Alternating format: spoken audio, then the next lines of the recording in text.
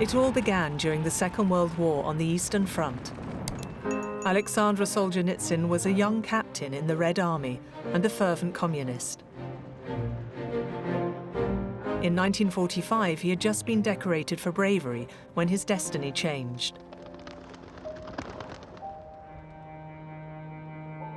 He was accused of having criticized Stalin in a letter to a friend, was immediately arrested on the battlefield and sentenced to 8 years in a camp.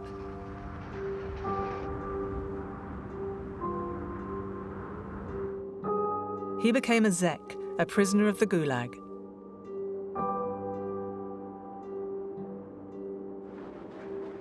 During years of suffering in the cold, Solzhenitsyn constructed his work, imprinting on his memory every detail of that parallel existence. He survived to bear witness.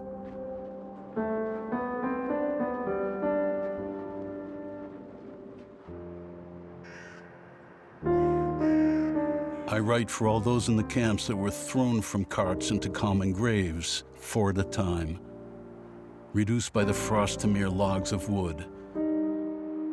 Is it not time to redeem their deaths, even in a story? В камерах, переполненных так, что негде сесть и лечь, я был захвачен рассказами людей. Такой сгущенный опыт, сгущенный, который сам вошел в мою жизнь, меня взял вот так вот. Мне его искать не надо.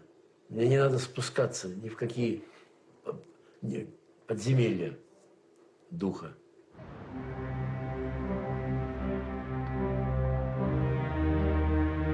After the death of Joseph Stalin, the USSR changed. Nikita Khrushchev, the new leader, freed over 1 million Zeks. In 1956, at the 20th Party Congress, he condemned Stalinist crimes. The time for the thaw in relations had begun.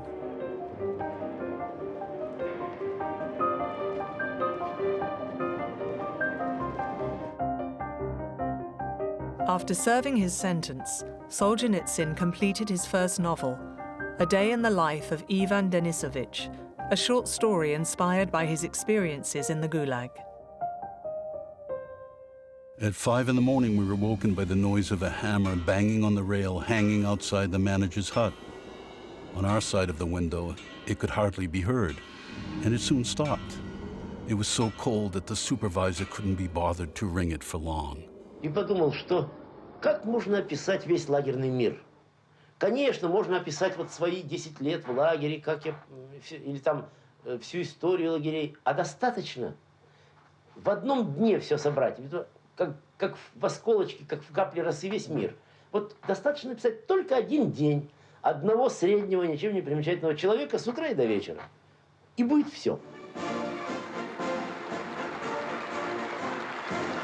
The publishing of A Day in the Life of Ivan Denisovich in 1962 was miraculous.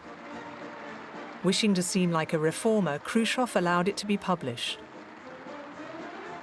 It was the first time a novel openly describing the gulags was published in the USSR.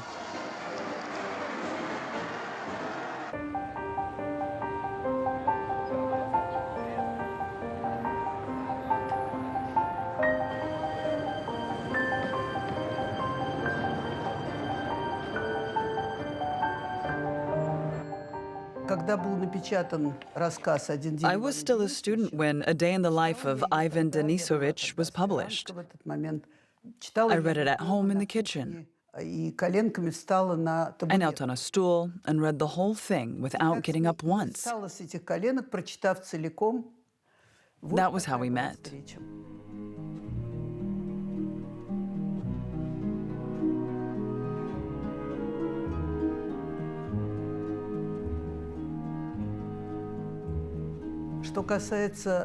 I already knew the camps existed because my grandfather had been in the Gulag. But what nobody knew about was the daily life of the prisoners, all the little details of their life.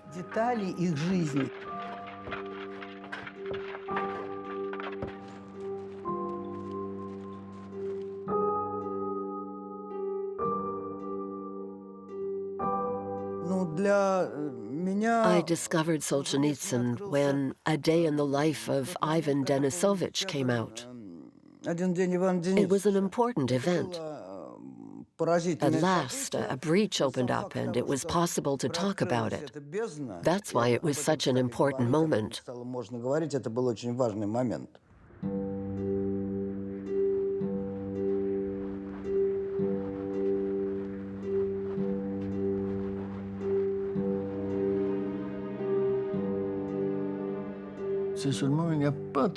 It was only very recently, maybe 2 or 3 years ago, that among all my nightmares, the camp has almost stopped recurring. I consider that I've lived all my life as a Zek, a third-generation Zek. My grandfather on my mother's side was put inside by the Cheka in 1918. My father was in Buchenwald and Dachau, as well as in the Gulag and Lubyanka. Solzhenitsyn and my father were in the same camp. And if that swine Stalin had continued to live, I'm convinced that I would never have seen my father again. But Stalin kicked the bucket. There you are. When I came out of the camp, Solzhenitsyn came and had dinner with us. And I treasure a very, very great memory of that meeting. After A Day in the Life of Ivan Denisovich, Solzhenitsyn became a world-famous writer. In the USSR, millions of victims of the Gulag found in the book a recognition of their suffering. When A Day in the Life of Ivan Denisovich came out, he received a lot of letters. An absolute avalanche. Some former prisoners wrote him long letters about their detention. Others said, "Brother, come and see me, and I'll tell you everything. I can't put it all in a letter." I got letters by the hundreds, endlessly. An explosion of letters from all over Russia. It was a blast of fresh air far too big for the lungs of a human being to cope with. A daunting plan was born in Solzhenitsyn's mind. He wanted to go beyond his own experience in the Gulag and write the global story of terror in the USSR.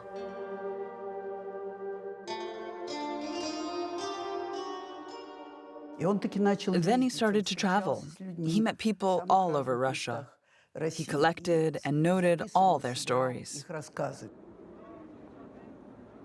He saw himself as a witness. That's why he gathered together documents, asked questions, so that there would be traces of these events as they really happened, not the way Pravda drummed them into our brains, right from nursery school. He set himself the task of an historian, which he wasn't. He was a writer. But you have to understand this attempt in a context where historians didn't have access to the archives.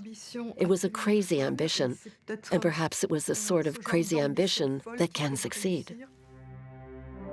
The outline of the Gulag Archipelago was starting to take shape. But when Leonid Brezhnev came to power in 1964, repression once more crushed writers. The threat of psychiatric hospitals was added to that of the camps.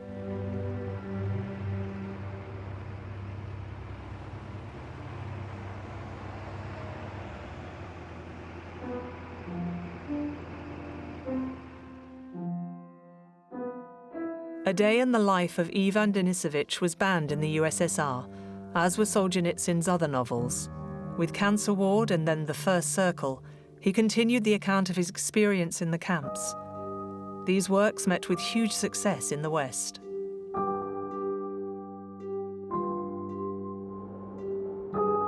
Books are like an army's corps or divisions. One day they have to dig trenches and get into them, neither shooting nor sticking their heads out. The next, after secret training, they have to burst forth in a concerted attack just where they were not expected. Placed under surveillance by the KGB, Solzhenitsyn became a fighter in the shadows.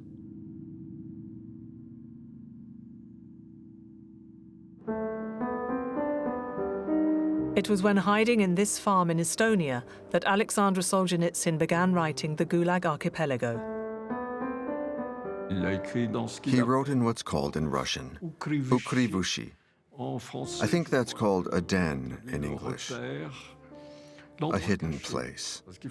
You have to remember that archipelago was absolutely secret from A to Z.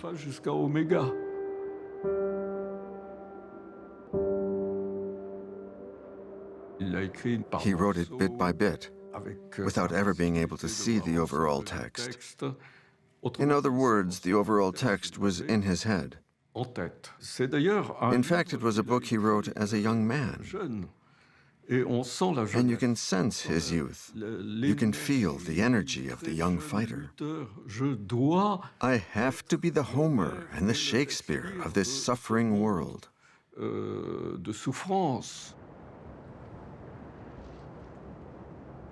It was no longer me who was writing. I was possessed. My hand was guided. I was in total communion with this material that was my secret treasure. The unique and ultimate aim in my life was that from this communion should be born the archipelago. He had to build a sort of cathedral of this experience of millions of his brothers. Because the word brother recurs again and again. It's also a book about brotherhood.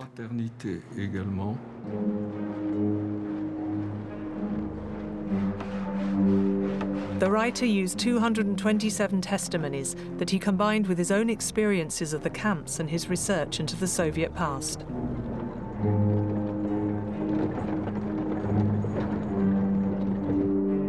Starting with this material, he invented a literary genre which owed as much to the novel as to the fresco of history. Today, we would speak of hybrid texts in which there are at the same time fragments of documents, personal testimonies, and fictional dialogues.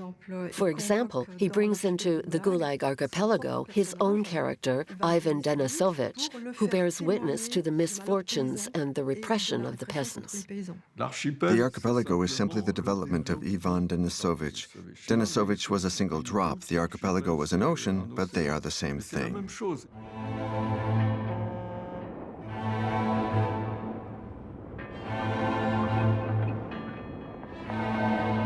Kolyma was the largest, most famous island, the center of ferocity of the astonishing land that was the Gulag, torn apart by geography, like an archipelago, but joined by psychology like a continent, a country that was practically invisible and impalpable, wherein lived the population of Czechs.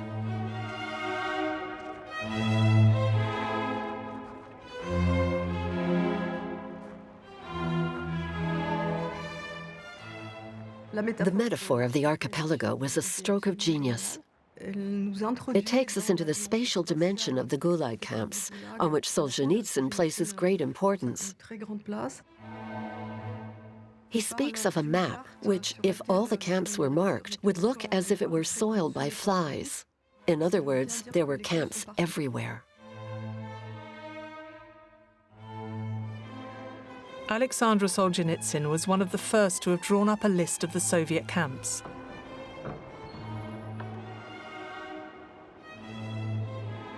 Over 20 million men, women and children were held in them. 4 million of them died there, victims of the longest totalitarian regime in history.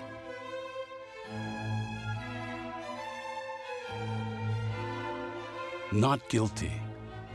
That is, in all likelihood, an unprecedented event in the history of imprisonment.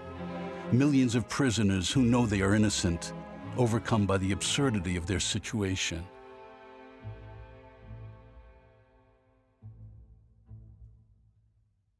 You didn't need to do anything to be arrested. My grandparents have lived through that period.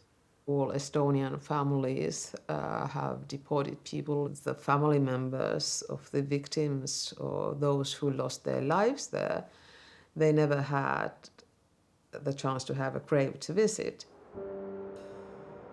Archipelago Gulag, it's a monument to commemorate, in a literary form, of course, those who didn't have a chance to have a proper grave.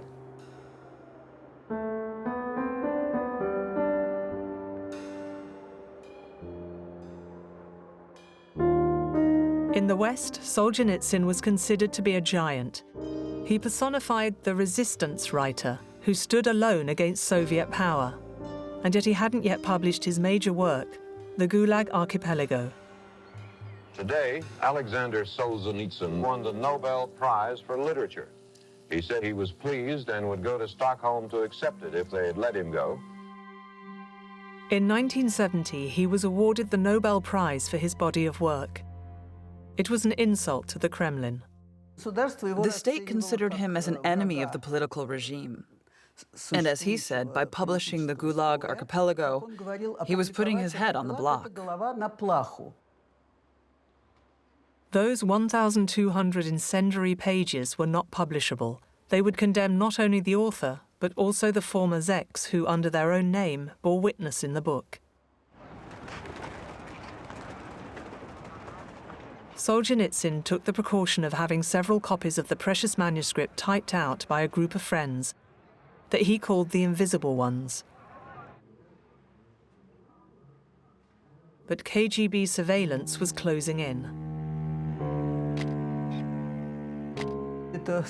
We photographed it because a roll of film took up less space, and with the help of friends, we sent it to Paris. Solzhenitsyn secretly managed to get microfilms of the archipelago out of the USSR. But the KGB had discovered the existence of the invisible ones. One of them, Elizaveta Voronskaya, was hiding one of the copies of the archipelago. She was under close surveillance.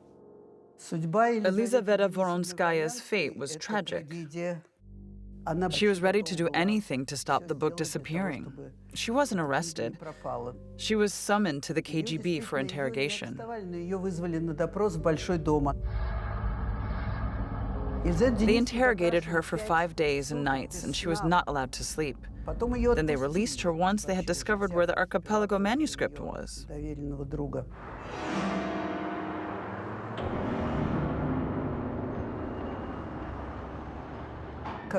When she got home, she hanged herself.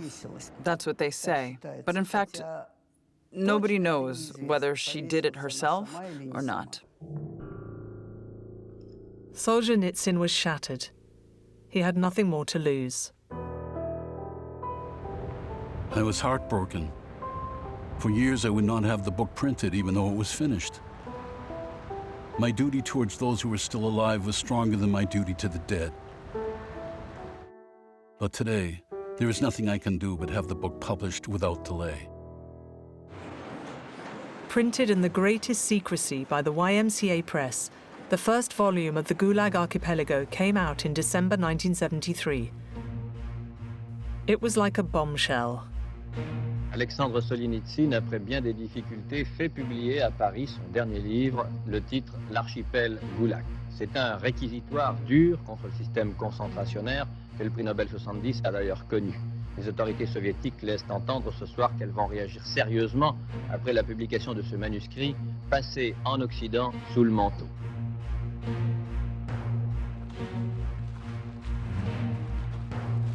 The Gulag Archipelago was a real earthquake. Schisms like this sometimes happen in the cultural history of peoples and civilizations. And the Gulag Archipelago was such a schism. This is why it's more than just a book about the gulags. It's an account of the structure of slavery under communism.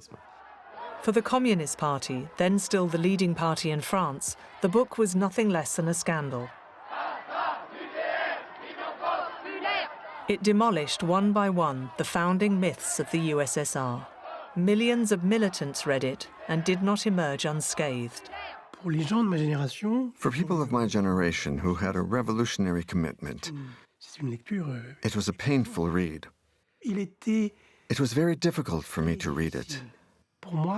It was too violent as regards all I had told myself, for all the brotherhood I had experienced in the Communist Party, and which had formed me, in fact.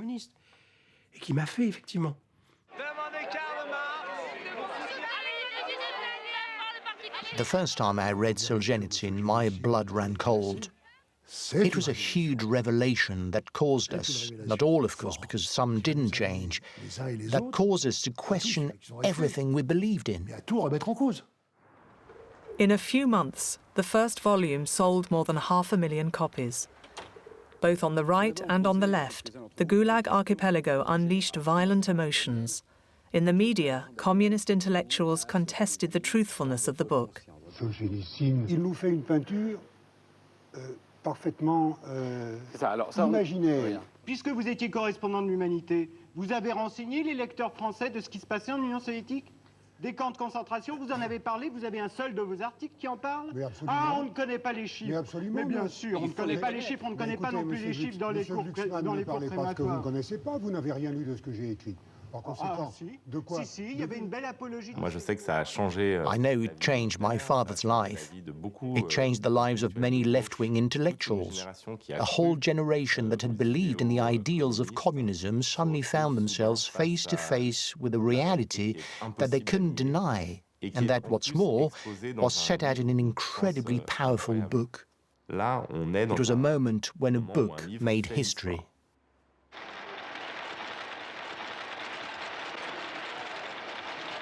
There were entire press campaigns that tried to discredit Solzhenitsyn. The French Communist Party, its antennae in the world of culture, in the media, the Soviet Union as a whole was mobilized. Dans ce livre, l'auteur russe évoque des faits que le Parti communiste de l'Union soviétique a lui-même dénoncés publiquement il y a près de 20 ans et auxquels il a mis un terme. Thereupon, Solzhenitsyn told us, 1.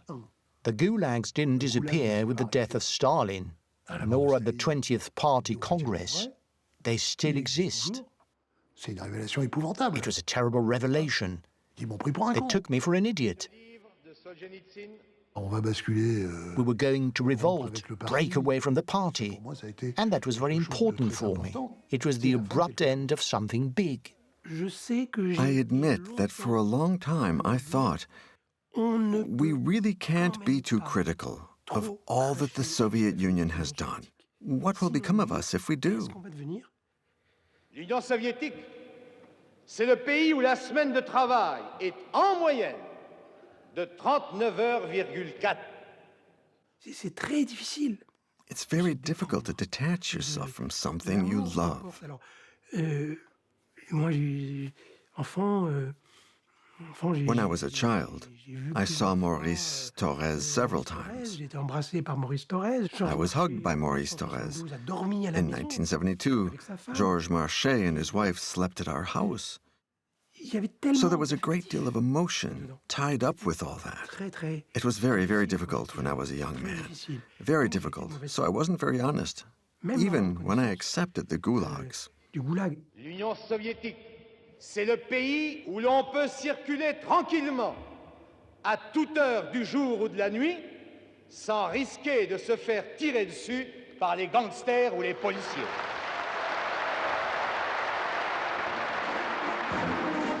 In Moscow, the triumph of the Gulag Archipelago angered the authorities. How could you silence the writer without making a martyr of him? On the 12th of February 1974, on the orders of Leonid Brezhnev, Solzhenitsyn was arrested at home in front of Natalia and his children.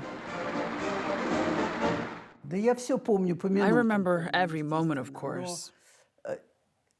You know, feelings were very divided. It was a tragedy for him to be torn away from his homeland, to be deported.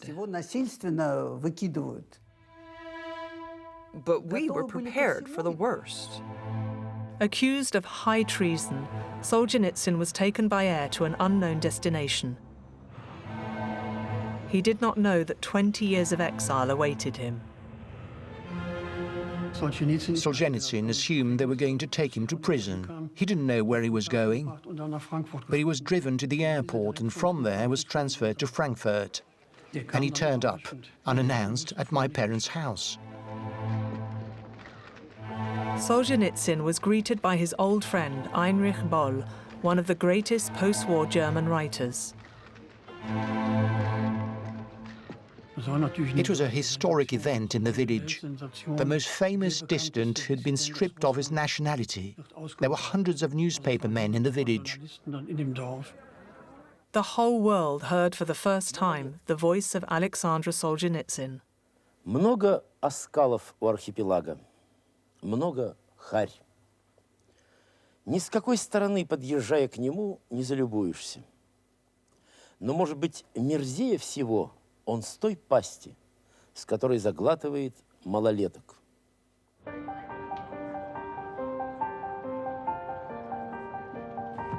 In Germany, as in France, the book was a bestseller, but it divided the intellectuals.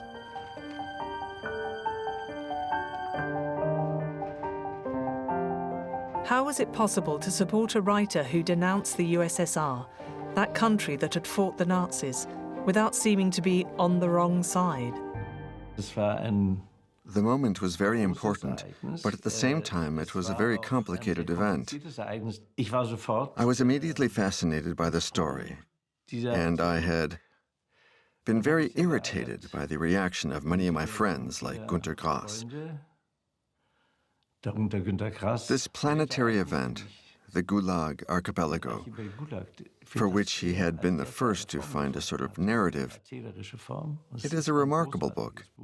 Well, they'd all practically forgotten that. It was a subject reserved for Axel Springer and all the reactionary press. We surely didn't want to take sides with them.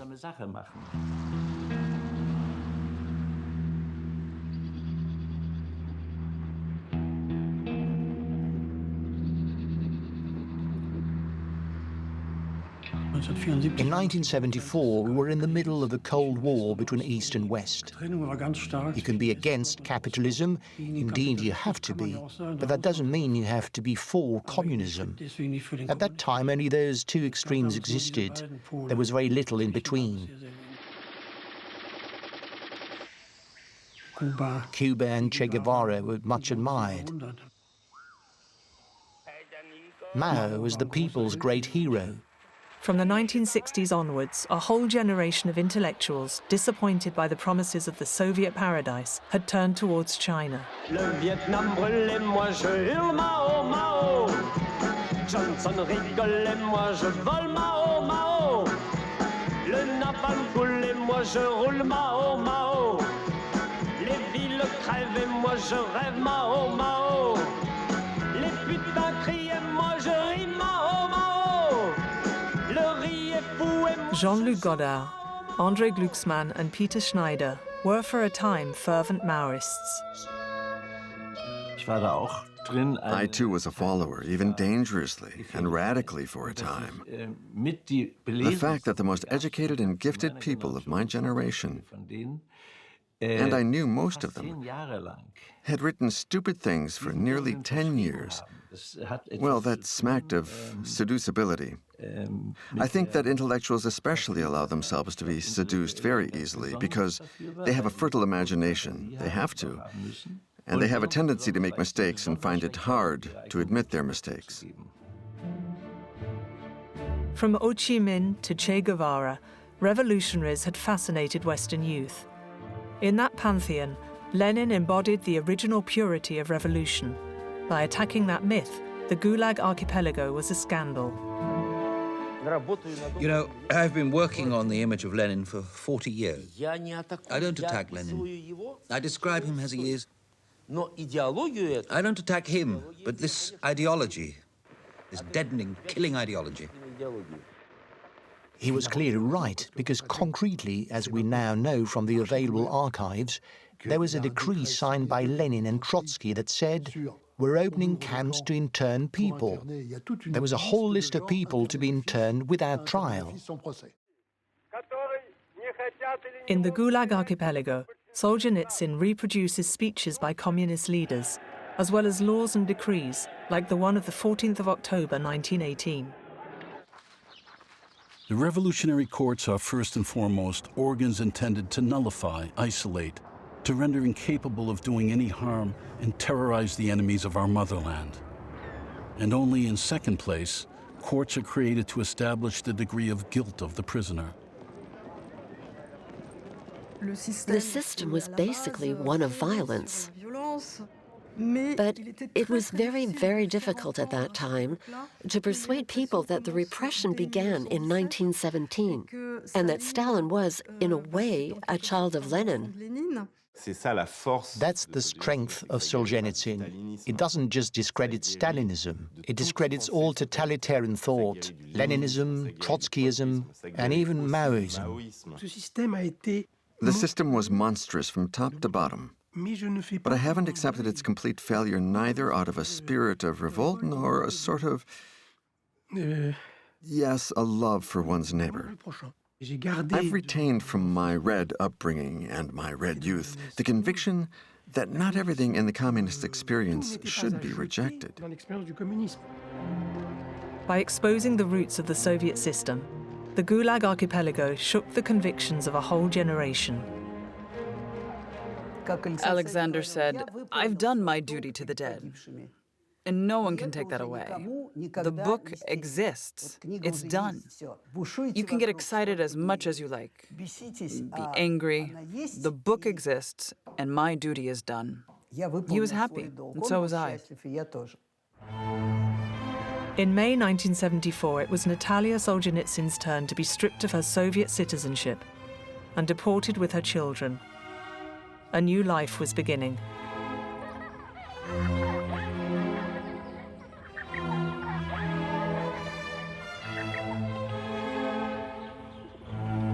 Since arriving in the West, Solzhenitsyn was no longer satisfied with just accusing the USSR. This was in the middle of the Vietnam War, and he denounced the weakness of the West against the communist regime. I am not a critic of the West. I'm a critic of the weakness of the West. The West has given up not only 4, 5, or 6 countries. The West has given up all its world positions.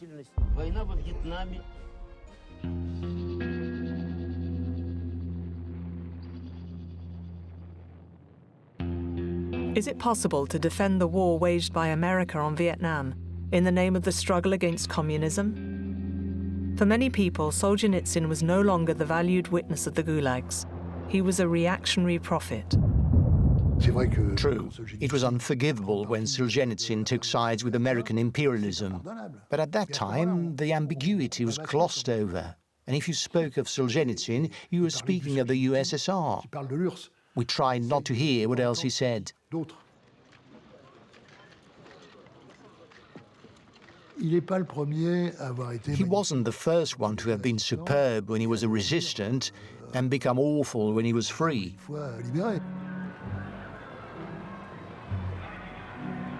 Solzhenitsyn awakened a desire in his public to see him as a saint. Well, he wasn't a saint. We have to accept that his masterly book was brought about by someone who, in a way, was overtaken by his own work. His work runs 10,000 pages. So read the main draft of the 10,000 pages instead of fixating on such and such a 5-line statement in an interview. Okay, he got some things wrong. He got things wrong other times, but in the main, he wasn't wrong. The essential thing was to deliver the moral and poetic message about slavery in the 20th century.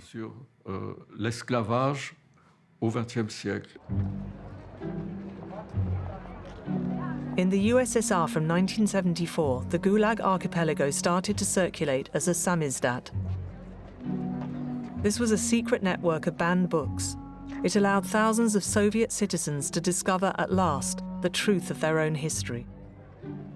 We had contacts. Our networks were bringing books in. We were lent books to read for a day or a night. It was banned reading, exciting, and very important. I think that the relationship we had with reading in the Russia of my youth existed nowhere else in the world.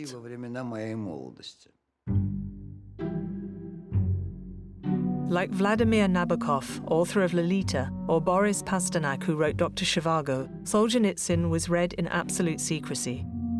You ran the risk of prison if you read or shared a Samizdat.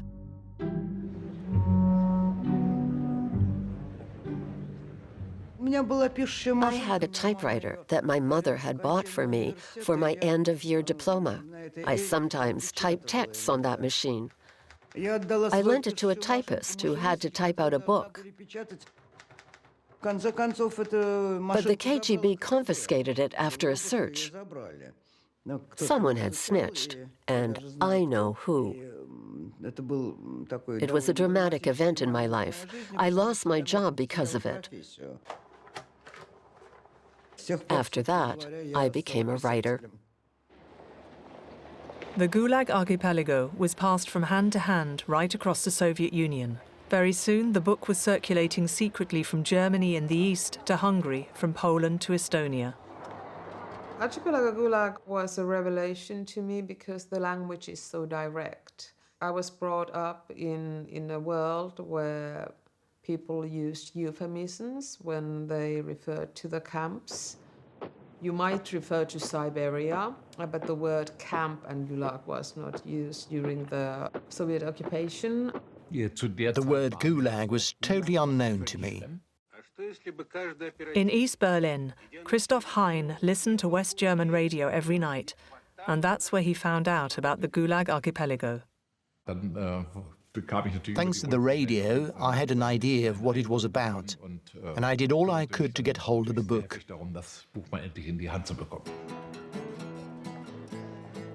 I had a lot of friends in West Berlin, and they were excited by the idea of getting the book across the border. Then a friend had an idea. He separated the pages of this enormous book into 3 sections, and he jammed them into the inner tube of a car tire.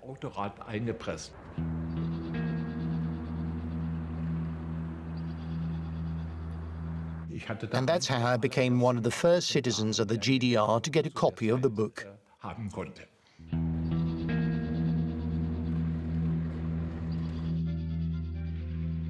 Endless lying, just like treachery, becomes the surest way to live without danger. Any conversation in general with another Soviet citizen implies lying. The surest way to bring up your children is from the start to present a lie as the truth. Are you going to tell the truth to your children and make them lie to the outside world, or are you going to lie to your children, which means that they don't need to lie to the outside world? I didn't know my grandfather was in prison. No one told me. No one spoke.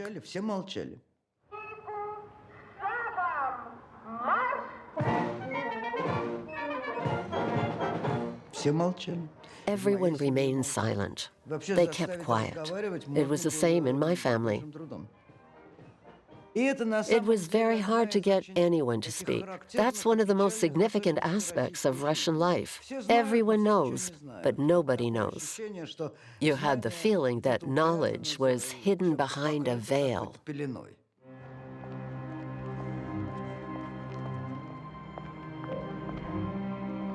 If my family had desired peace and tranquility for me, they would have done exactly what Solzhenitsyn described.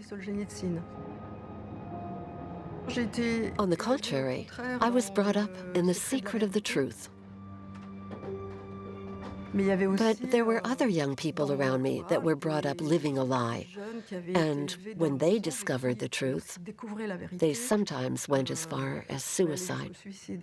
Мы давно называемся взрослыми и не платим мальчишеству дань.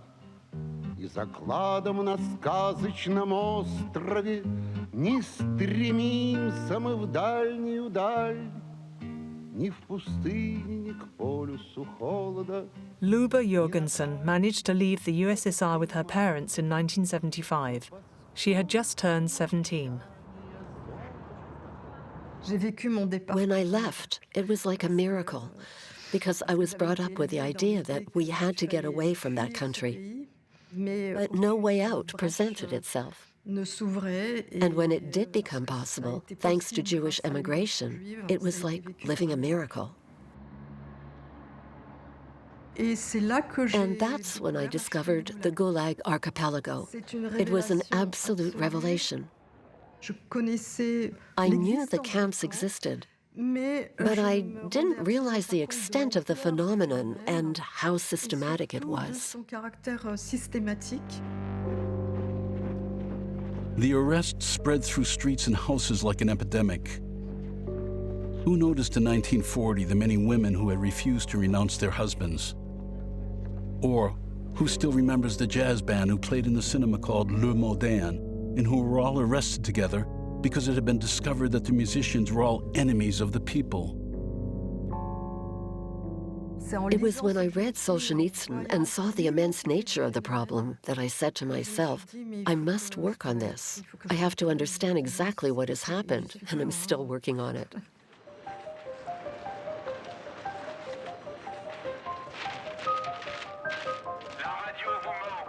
In 1976, when the final volume of the Gulag Archipelago had just come out, the controversy sprang to life again in France with the new philosophers. Bernard-Henri Lévy and André Glucksmann demanded a new anti-totalitarian philosophy founded upon the critique of the Soviet regime.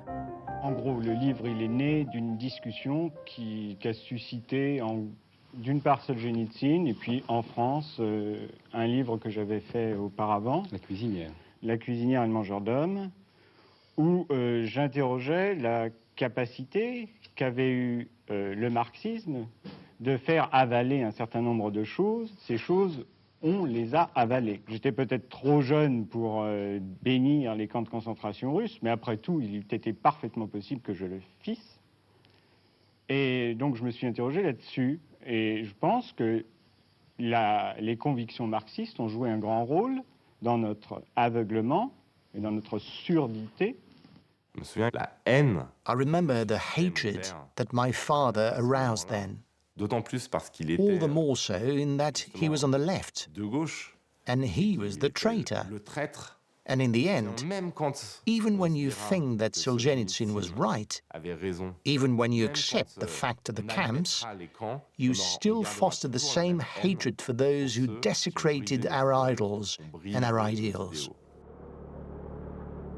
Ideology. That is what gives justification to the crime. And so we have the inquisitors claiming the support of Christianity, colonizers leaning on the idea of civilization, the Nazis on race. It is ideology that brought the 20th century to experiment with crime on a scale of millions of people.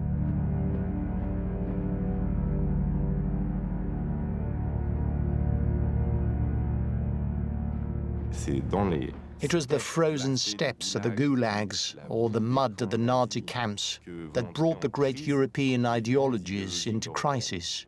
Solzhenitsyn also speaks of colonialism and Nazism, not only of Stalinism and communism.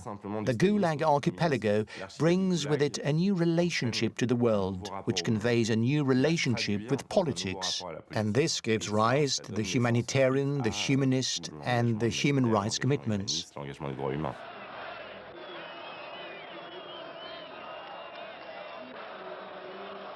The fact that freedom is restricted or not isn't a problem that concerns the left or the right. It's quite simply unacceptable to everyone. In France, it's quite clear. It gave rise to the new philosophers, most of whom are friends of mine. And in Germany, I don't know who, apart from Heinrich Böll, defended Solzhenitsyn at the time.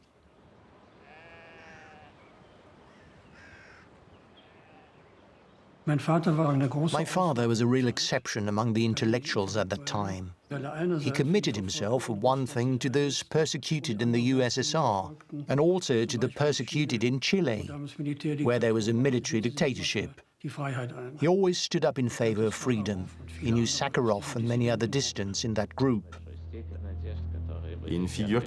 There was one figure who became central in my father's life, really the absolute figurehead, and that was the dissident, the individual who stands up in the face of an oppressive system and takes every risk to assert his freedom. Václav Havel, Andrei Sakharov, Lech Walesa. In the East, the voices of dissidents resound and pushes people to claim their right to freedom. The dream of Solzhenitsyn was coming to pass. The communist bloc was at last disintegrating.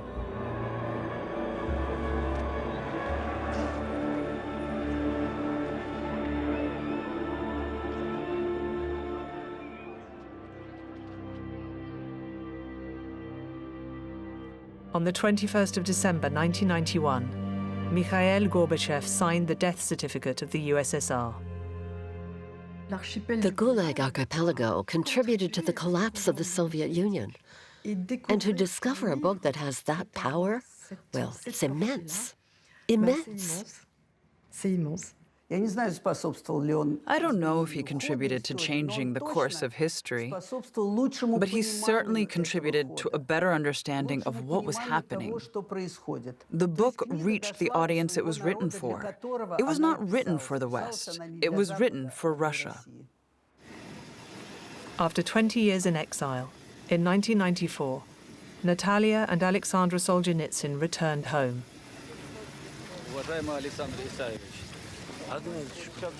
The writer chose to return via the east, on the land of Kolyma, so emblematic of the horrors of the Gulag.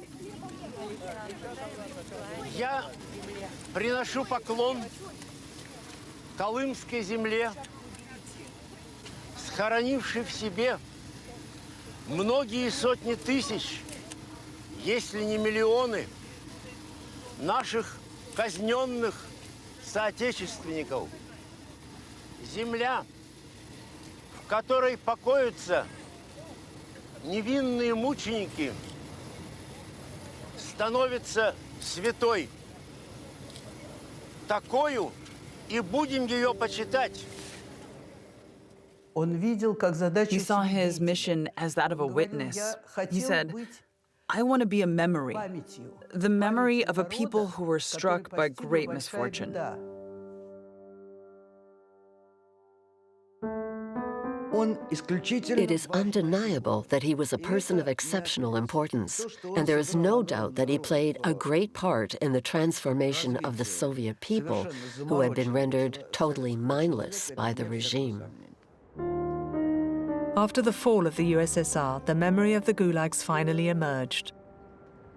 For the first time, historians could have access to the KGB archives. The association called Memorial, under the presidency of Andrei Sakharov, gathered eyewitness accounts from former Zeks across the whole of Russia. People could at last speak freely.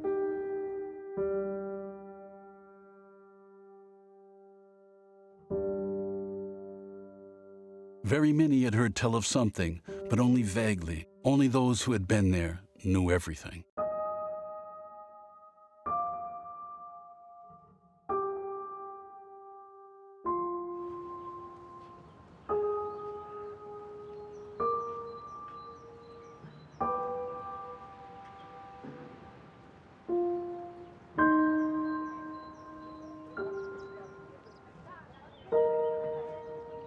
At the end of his life, Aleksandr Solzhenitsyn, disappointed by the way his country was going, dreamed of a return to the great pre-revolution Russia.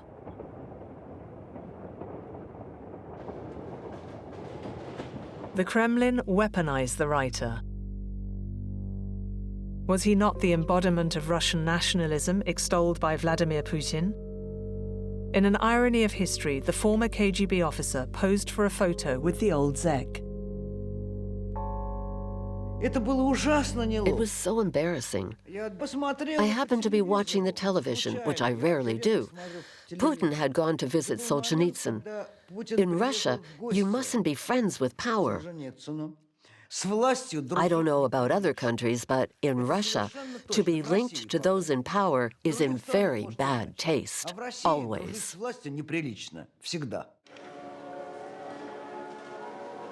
On the 3rd of August 2008, Aleksandr Solzhenitsyn passed away. He left behind an immense and painful body of work where history and literature merge.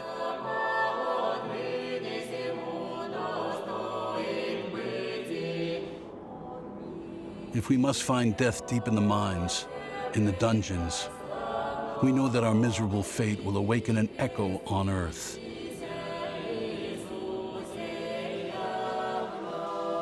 In today's Russia, it is no longer possible to mention the crimes of communism. The Memorial Association has been banned, and many authors have gone into exile. But even so, their voices have not been silenced.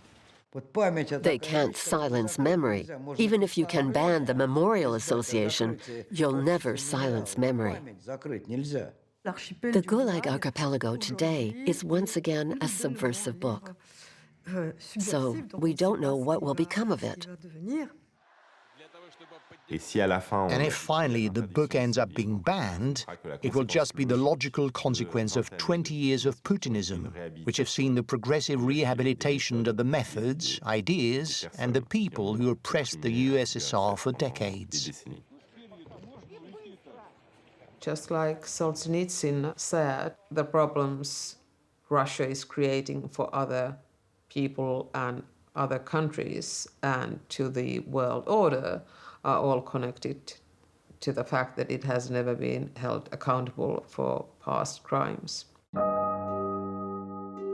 In this Russia, which has taken up again with the worst demons of the Soviet era, the works of Aleksandr Solzhenitsyn embody still and once again writings of resistance. The Gulag Archipelago is one of the books that I keep, that I always consider as an immense book. Even if the writer in some ways wasn't always equal to his book. But books must always be greater than the writer.